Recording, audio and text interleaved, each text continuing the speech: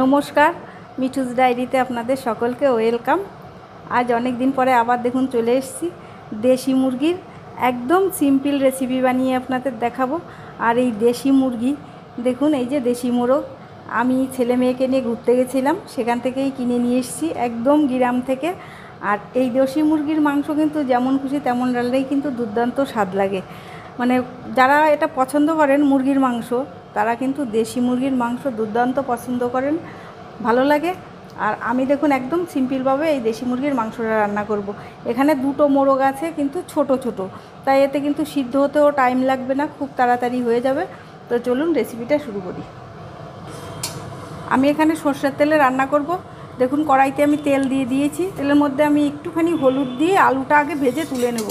হলুদটা দেওয়ার কারণ তাহলে তেলটা কম ছিটাবে। দেখুন আমি মিনিট 2-1 ধরে আলুটা ভেজে নিয়েছি, এবার আলুটা তুলে নেব। একদম সিম্পলভাবে আমি এই মাংসটা রান্না করছি, একদম দেশি মুরগির পাতলা ঝোল। ওই তেলের মধ্যেই আমি আর একটু তেল দিয়ে দেবো, আর ফোড়নে দিয়ে দেবো কয়টা গোটা জিরে, 4 টুকরো দারচিনি, 4-5টা লবঙ্গ। ফোড়নটা কয়েক সেকেন্ড নেড়ে নিয়েছি, কি সুন্দর একটা ফ্লেভার বেরিয়ে গেছে।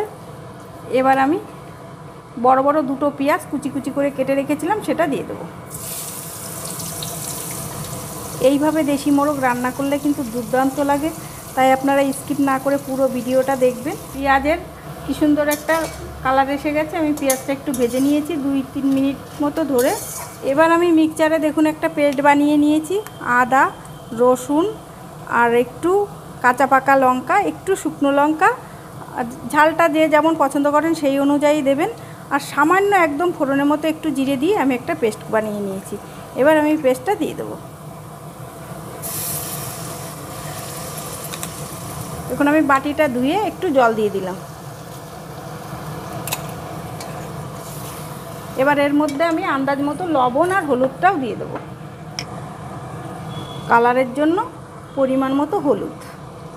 আর আমার ছেলে মেয়ে গোটা রসুন খেতে ভালোবাসে, তাই আমি এখানে 4টে গোটা রসুন দিয়ে দিচ্ছি। এটা আপনারা যে পছন্দ করেন দিতে পারেন, না হলে অ্যাভয়েড করতে পারেন। মশলাটা আমি 2-3 মিনিট মতো ধরে একটু কষে নিয়ে মাংসটা দিয়ে দেবো। খুব তাড়াতাড়ি হয়ে যায়, যেহেতু দেশি কচি মোরগ, তাই রাঁধতে একদমই সময় লাগে না। দেখুন মশলাটা আমি 2-3 মিনিট ধরে কষিয়ে নিয়েছি, তেল ছেড়ে দিয়েছে। এবার আমি মাংসগুলো দিয়ে দেবো।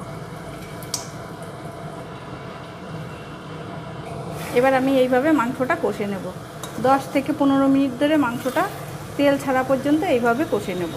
আর আমি সাইডে কেটলিতে জল ফুটিয়ে নেব। এখানে কিন্তু আমি ঝোলটা দেবো, অবশ্যই আপনারা গরম জল দেবেন। দেখুন আমি 10-15 মিনিট ধরে ভালো করে কষে নিয়েছি। এই কষাতেই সিদ্ধ হয়ে গেছে, মানে 60-70% সিদ্ধ হয়ে গেছে। এবার আমি ঝোল দিয়ে দেবো, যেহেতু দেশি মুরগি আমি একটু পাতলা ঝোলই করব। আর জলটা আমি যে কেটলিতে গরম করে নিয়েছি, আপনারাও গরম জলটাই ব্যবহার করবেন। এবার আমি যে আলুটা ভেজে রেখেছিলাম, আলুটাও দিয়ে দেবো। এবার আমি ঝোলটা আবারও 10-12 মিনিট ফুটিয়ে নেব। দেখুন আমি কষার পরে আবারও 10-15 মিনিট ধরে ঝোলটা ফুটিয়ে নিয়েছি, একদম পাতলা ঝোল, পারফেক্ট হয়ে গেছে। এবার আমি এটাকে নামিয়ে দেব। আমি এখানে আর গরম মশলা দেবো না, আমি যেহেতু গরম মশলা ফোড়ন দিয়েছিলাম, তাই গরম মশলাও আমি আর দেবো না। একদম পারফেক্ট হয়ে গেছে। এবার আমি গ্যাসের ফ্লেম বন্ধ করে দেবো। তো আপনাদের যদি এই রেসিপিটা ভালো লাগে, অবশ্যই লাইক কমেন্ট শেয়ার করতে ভুলবেন না। আর ফেসবুক পেজে দেখলে আমার পেজটিতে ফলো করে নেওয়ার অনুরোধ রইল। আর সাবস্ক্রাইব করা না থাকলে অবশ্যই সাবস্ক্রাইব করে দেবেন, কারণ আমি এরপরে আরও যেসব রেসিপি বানাবো, যাতে আপনারা এগুলো দেখতে পারেন। তো আজ এই পর্যন্ত, ভালো থাকবেন, সুস্থ থাকবেন, ধন্যবাদ। আবার দেখা হবে নতুন কোনো রেসিপি।